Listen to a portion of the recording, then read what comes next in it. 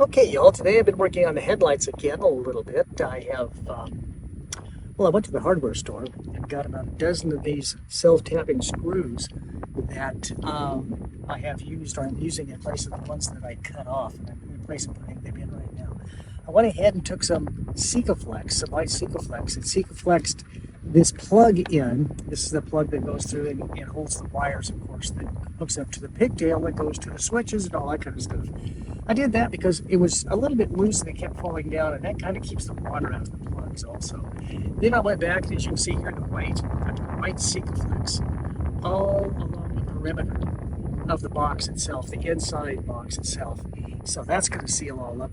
You can see it also inside the screw holes, pretty much. So again, that's what I'm doing now. Next, I'll be putting in the headlight buckets, and then the headlights will go in. I have the two springs still sitting down here, so they're ready to go. And then it's going to be put the beauty ring on the outside, and that's what it's going to look like. That's what I'm doing today on the 4108 Alpha and the Brian's Bus Adventure.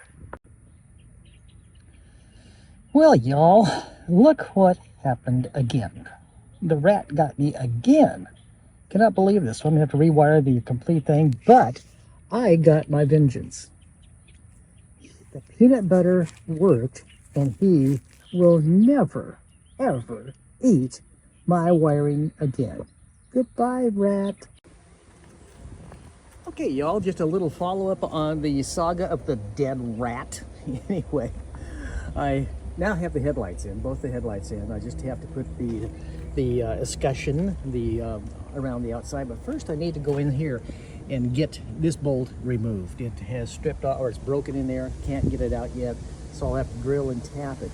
But again, I came back on this side, and I guess we could check and see if there's another mouse in here or a rat. Oh, let me see if I can get open here. Okay, there we go.